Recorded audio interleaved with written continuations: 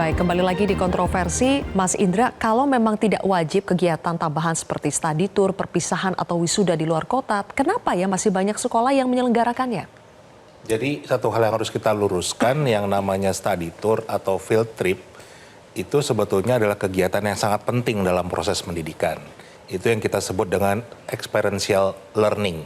Jadi merasakan langsung bagaimana hal-hal yang mereka pelajari di kelas pakai buku atau bahkan pakai YouTube, itu kan beda dengan misalnya anak yang nggak pernah lihat Monas, datang ke Monas, naik ke atas, itu akan punya rasa yang berbeda.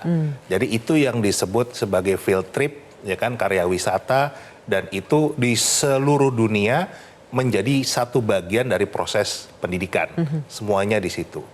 Nah, problemnya di Indonesia, kenapa sering menjadi keluhan masyarakat?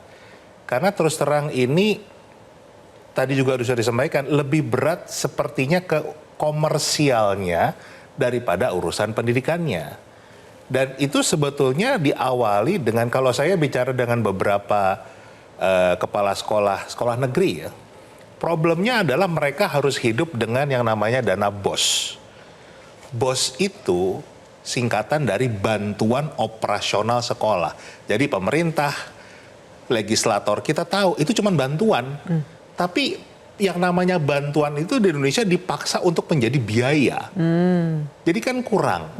Nah, banyak sekolah-sekolah ini berupaya untuk kreatif, ya kan, bikin kegiatan-kegiatan yang akhirnya memberatkan orang tua, mulai dari jualan seragam, terus ada seperti ini study tour, ada perpisahan, ada tadi beli toga segala macam, yang selalu alasannya kalau kita nggak gini Pak, kita gimana nutupin biaya ini, biaya itu, biaya ini, biaya itu. Itu sempat ada yang mengaku seperti itu ya, Mas Indra? Banyak, kalau kita bicara ke semua sekolah negeri, alasannya pasti itu baru dari angkanya. Berarti betul ya, modusnya cari uang?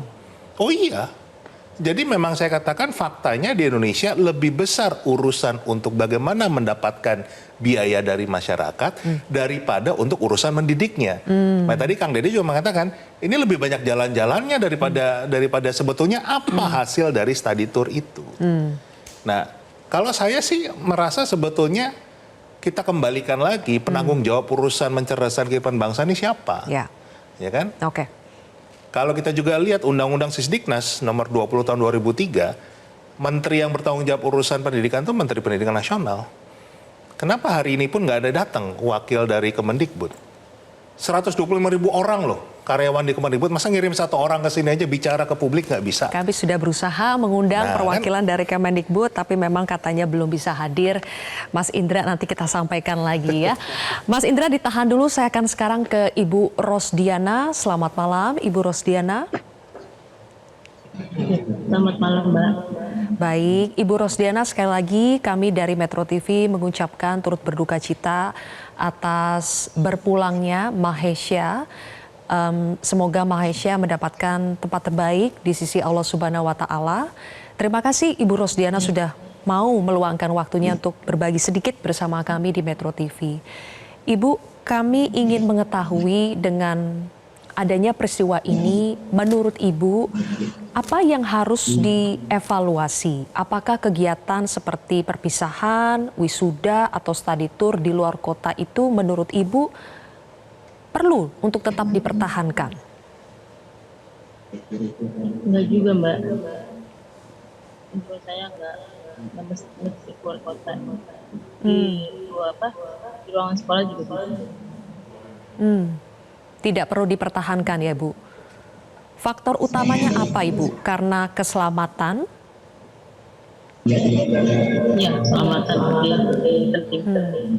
Baik. Bagaimana dengan biaya yang dituntut oleh sekolah untuk dikeluarkan? Apakah ini memberatkan orang tua, Bu? Memberatkan. 800.000 ya, Bu, biayanya. Dan kami dengar Mahesha juga sampai kerja, sampai menjadi kuli angkut pasir ya, Bu, untuk membantu memenuhi biaya itu? Sebenarnya bukan membantu memenuhi biaya, dia cuma buat bekal dari di sana, jajan di sana. Supaya ada uang jajan untuk di sana ya. Tapi harga 800.000 itu sudah ditentukan oleh sekolah, Ibu? Ya, ya. Apakah diberitahu 800.000 itu untuk apa saja? Sudah sih untuk hotel, makan, pokoknya semua udah di situ, Mbak. Oke. Apakah ini bersifat wajib, Ibu? Ya memang harus katanya sih mau jalan aja langsung harus sudah lunas gitu. Oke. Berarti Bu, dengan adanya kejadian ini, Ibu merasa harusnya dievaluasi ya kegiatan-kegiatan di luar kota seperti ini? Iya, maksudnya lebih baik gitu diinin dulu di pending ya, di pending dulu supaya tidak terjadi hal-hal seperti ini lagi Bu gitu. Oke. Ibu ketika berpergian itu apakah masih sempat berkomunikasi dengan Mahesha? Sempat, ya dia mau pasti perjalanan, baru jalan, dia komunikasi, tapi terakhir komunikasi waktu pukul jam 4:30, waktu dia sudah wisata ke Pelabuhan Ratu, dia lagi makan, kata istirahat, saya WA, atau dia udah jalan pulang, atau dia belum Bu, ini masih makan, kalau dia pulang, baru habis makan baru jalan pulang.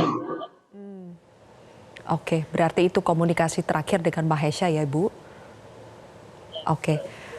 Baik, kalau begitu Ibu Rosdiana, kami tahu sekarang di rumah sedang ada tahlilan, Bu ya. Kalau begitu kami tidak akan berlama-lama. Terima kasih waktunya sudah bergabung bersama kami. Sekali lagi Ibu Rosdiana terima kasih dan sekali lagi kami turut berduka cita atas berpulangnya Mahesha. Ya, terima kasih. Baik, saya akan kembali lagi sedikit ke Pak Mahmud. Pak Mahmud, jadi setelah itu berangkatnya hari Jumat, ya. Wisudanya itu hari Sabtu? Malam Sabtu. Malam Sabtu? Malamnya. Oke, berarti hari Jumat malam begitu Ya, ya Pak? Jumat malam. Jumat malam, kemudian besoknya itu pergi jalan-jalan? Jalan-jalan. Oke, berarti memang ada unsur jalan-jalannya di sini ya, Mas Indra dan Kang Dede ya? Tapi saya dengar tadi ke Pelabuhan Ratu, apa benar? Enggak, Tangkuban Perahu. Gunung Tangkuban Perahu. Tangkuban Perahu. Itu Kalah, maksudnya Gunung Tangkuban Oke, Perahu ya. Tangkuban Kemudian dari situ pergi ke tempat makan. Tadi Bapak sempat cerita sebetulnya Syahrul sudah bilang ya ada bau-bau Nah, itu mau berangkat. sebelum berangkat. Saya Pulang. mau berangkat pulang. Ada bau-bau apa Pak? Bawa sangit gitu. Kayak Di mobil ya? ada mobil. Kayaknya kopling itu, apa rem kampas kayak itu.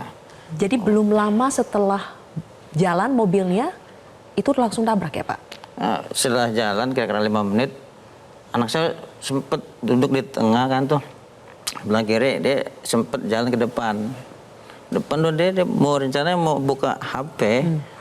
Ada online kan dari apa namanya daftar Universitas, mau daftar kuliah ya? online. Pas mau buka online di belakang remblong gitu Ada kan. teriak-teriak? Teriak-teriak, waduh mobil kenceng tuh. Anak saya langsung begini duduk tuh, pasrah. Udah pasrah, udah pasrah, dia cerita anak saya udah pasrah. Ceger, hajar tiang listrik. Tuh anak saya udah hilang dah tuh. Nggak sadar Pak ya? Sadar. Oke, baik. Mas Ubaid, tadi kita sudah mendengar ya, 800.000 biayanya. Dan saya akan langsung tampilkan di sini, kami mengambil kutipan bahwa dari Kepala Sekolah SMK Lingga Kencana itu sempat menjelaskan 800.000 itu itemnya apa saja sih, biaya untuk apa saja sih, boleh ditampilkan teman-teman. Jadi menurut Kepala SMK Lingga Kencana, rincian dari biaya 800.000 itu diperuntukkan ada item ini dia 600.000 disepakati sekolah dan travel untuk transportasi dan penginapan, 100.000 untuk administrasi kepanitiaan, bahkan di situ katanya include 100.000 adalah sedikit kami berikan transport buat guru. Jadi ini kita harus konfirmasi dulu ya nanti ke pihak yayasan apakah memang dari biaya siswa ini sekaligus juga untuk biaya memberangkatkan guru-gurunya. Apakah guru-gurunya tidak perlu bayar karena sudah mencakup ini? Tapi pertanyaannya Mas Ubaid, karena sudah ada juga dari pihak travel yang bersuara bahwa memang ada indikasi ini adalah modus cari uang dari pihak sekolah. Apakah itu juga yang dipantau oleh JPPI selama ini? Jadi jelas ya, ada banyak laporan dari sekolah, dari masyarakat juga, itu satu sekolah itu bisa ditawari oleh banyak vendor travel.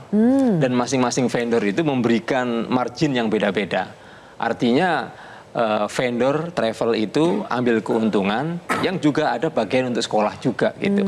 Nah, kenapa kemudian sampai salah ngambil vendor, katakanlah sampai misalnya bisnya kirinya nggak diperpanjang dan seterusnya, masyarakat juga menduga jangan-jangan sekolah memang ngambil vendor yang lebih murah gitu kan, sehingga keuntungan pihak sekolahnya lebih besar gitu, tanpa memikirkan keselamatan anak-anak gitu.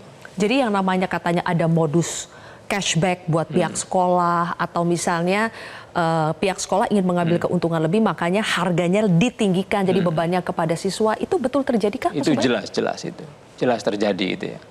Dan itu di banyak sekolah, itu kejadiannya memang seperti itu gitu. Dan masyarakat juga tahu, angka 800.000 begitu ya, itu jelas di banyak sekolah. Di sekolah Pak Mahmud ya, itu wajib ya kan. Di sekolah lain itu bayarnya wajib. Jadi mau ikut, nggak ikut, wajib bayar gitu. Jadi bayarnya wajib. Ikut nggak apa-apa, nggak ikut nggak apa-apa, tapi bayarnya wajib. Lah terus gimana? Masa nggak ikut suruh bayar gitu kan? Lah apa motivasi nggak ikut suruh bayar kalau nggak soal cuan gitu kan? Dan kalau misalnya boleh diangsur misalnya kan, kalau nggak lunas itu ijazahnya ditahan. Ya, itu kejadian. Ditahan. Banyak sekali itu. Gitu loh. Itu makanya tadi saya mengatakan ya, selama tidak ada aturan yang jelas dan tegas terkait masalah karya wisata, study tour atau wisuda ini, akhirnya interpretasinya menjadi berbeda-beda. Dan mungkin tidak semua sekolah ingin melakukan yang namanya pencarian pendanaan seperti itu. Ada juga sekolah-sekolah swasta yang baik dan bagus yang mungkin juga tidak melakukan itu. Tetapi inti utamanya adalah ketika sebuah peraturan ini tidak jelas atau gray area, akhirnya mestinya field trip menjadi jalan-jalan, inilah yang menurut saya harus kita perbaiki.